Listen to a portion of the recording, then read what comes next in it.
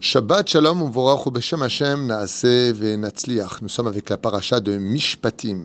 Certes, après avoir lu la paracha de Yitro, composée simplement de 10 commandements de relations entre le peuple d'Israël, l'homme et son créateur, qui bien sûr par la suite se remplira au fur et à mesure des parachiotes, la paracha de Mishpatim vient nous parler des relations très importantes et primordiales entre l'homme et son prochain, avec 53 mitzvot imposés dans cette paracha, face à 10 mitzvot dans la paracha précédente de la relation entre l'homme et son créateur.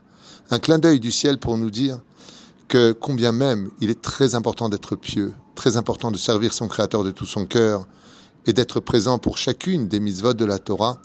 Le créateur du monde nous dit, si pour moi c'est important, alors imagine combien c'est encore beaucoup plus important les relations que vous avez, vous, juifs, vis-à-vis des autres. Comme le posent la question nos sages, comment se fait-il qu'à l'époque du roi Achab et de Izével, alors qu'ils pratiquaient tous de l'idolâtrie, ils vivaient dans la paix, gagnaient les guerres, avaient tous de l'argent et personne n'était malade, tandis qu'à l'époque du roi David, 100 jeunes mouraient par jour et l'un courait après l'autre pour le voir mourir. La réponse est simple, dit la Gemara. À l'époque de Achab, certes, ils pratiquaient l'idolâtrie, mais s'aimaient tous les uns les autres, tandis qu'à l'époque du roi David, ils ne cessaient de dire du lachon hara les uns sur les autres.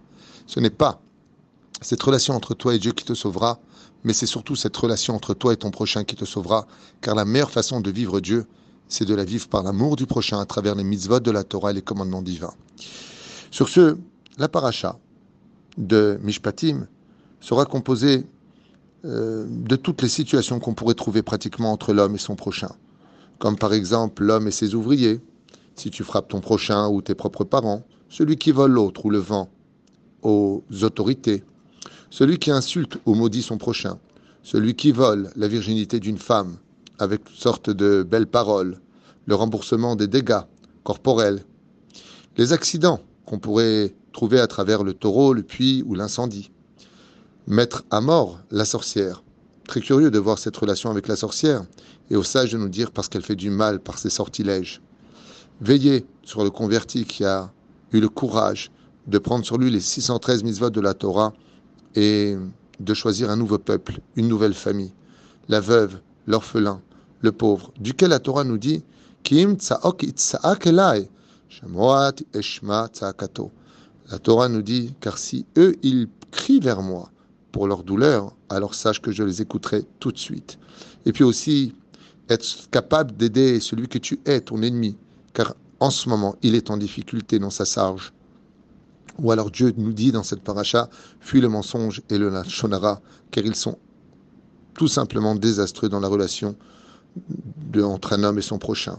Ne pas se laisser séduire par l'argent pour faire le mal, et tellement d'autres choses. À un tel point que la paracha de cette semaine finit avec un verset très curieux, sur lequel il nous dit « Lo tichlot lahem lelohehem, lo yeshvu be'artsecha, pen yartiu otra » Et donc Dieu nous dit, fais attention à celui qui viendra s'installer sur ta terre. En d'autres termes, veille bien à ce qu'il soit juif. Pourquoi ? Car il dit, car s'il vient te faire tomber avec toutes sortes de croyances différentes, te convertir à leurs croyances, car ce sera pour toi comme une mine que tu n'as pas vue sur laquelle tu exploseras. En d'autres termes, un piège.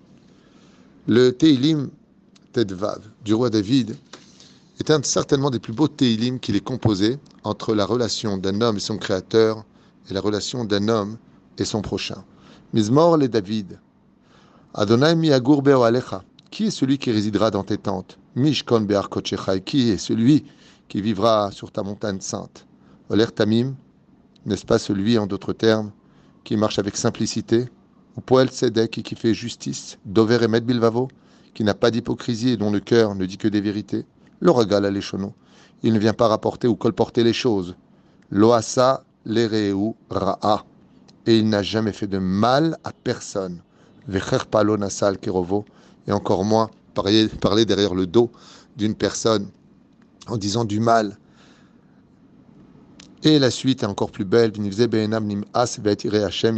il respectera ceux qui craignent le ciel et ne se donnent pas plus de valeur que cela pour lui-même. Et ainsi de suite.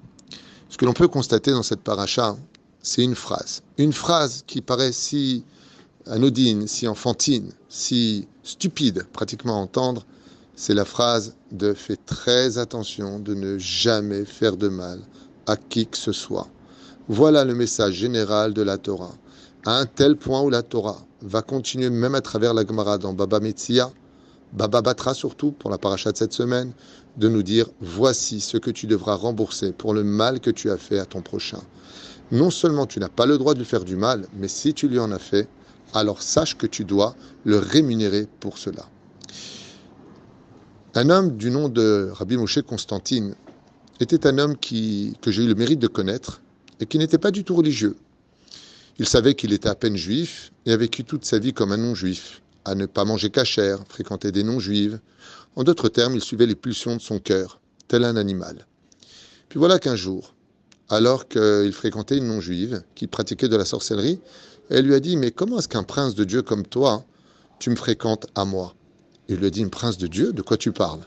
Il lui a dit « Ne sais-tu pas que tu es juif et que ta neshama vient d'un monde très élevé ?» En entendant ces paroles, l'homme a quitté immédiatement cette non-juive et est parti faire une des doutes sur le sable face à l'océan. Il entendait comme une voix dans son cœur qui lui disait « Moshe, Moshe, où es-tu descendu? À quel point es-tu descendu ?» Il s'est remis en question et est revenu vivre en Israël car il était israélien d'origine. Et en arrivant en Eretz Israël, s'installant à Choulon, il a trouvé un travail.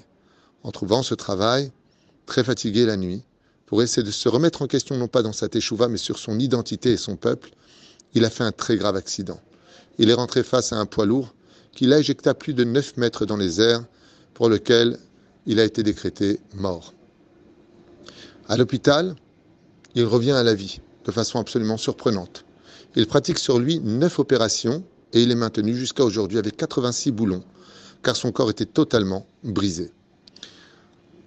Quand il a pu sortir de l'hôpital, il raconte ce qu'il a vécu quand il a vu son âme sortir de son corps pour la première fois de sa vie, prenant conscience qu'en réalité, le corps n'est qu'une enveloppe corporelle et que le nous que nous sommes, c'est l'âme. C'est l'âme qui voit, l'âme qui parle, l'âme qui pense. Alors il raconte ce qui s'est passé en haut et il dit qu'il a été tout simplement fracassé pour les fautes qu'il a faites, que les hurlements, les souffrances qu'il en a subies dans son jugement devant le trône céleste étaient si graves qu'aucun mot ne pourrait les expliquer. Seulement voilà qu'à un moment, une grande lumière se fait, Baruch Hashem, ressentir au plus profond de l'âme, une lumière de respect et d'amour. Et il voit sa grand-mère qui vient le voir, une femme qui était extrêmement pieuse, et qui lui dit « Alors Moshe, jusque-là tu es descendu, que fais-tu? Sache que j'ai du mérite dans le ciel, et que par mes prières face au Créateur du monde, eh bien on va te redescendre dans ton corps pour que tu racontes ce que tu as vu, et que beaucoup de gens mettent en face tes chouvas pour réparer toutes tes fautes. » Et c'est exactement ce qui est arrivé. Il est redescendu dans son corps, il a, Baruch Hashem, fait une totale teshuva, devenu Rav aujourd'hui, et il fait des séminaires malgré sa faiblesse et son âge avancé. Ceci étant, quand j'étais avec lui dans mon salon, puisque j'ai le mérite de le recevoir, je lui ai posé une question et je lui ai dit « Dis-moi Moshe, Rabbi Moshe, comment et quel message pourrais-tu me transmettre du ciel qui t'a le plus épaté, le plus choqué, le plus étonné ?» Il m'a regardé avec un sourire et il m'a dit « Rabbi David, je vais vous dire franchement, ce que je vais vous dire, vous allez peut-être le prendre à la rigolade, mais ne faites jamais, jamais de mal à personne. Car dans le ciel, on peut encore s'arranger entre les péchés qu'on a fait vis-à-vis de Dieu, mais vis-à-vis des autres, même le ciel ne peut rien faire pour toi. Et pour cela, tu le payes très cher. Jamais, jamais ne faire de mal. Dieu a dit « Efface mon nom pour sauver un shlom bait », mais celui qui humilie l'autre en public n'a pas de monde futur. C'est un peu le clin d'œil de cette paracha qui nous fait comprendre que le vrai pieux, le vrai religieux, c'est celui qui sait être une lumière qui réconforte et non pas celui qui détruit les autres au nom de la Torah. Shabbat Shalom.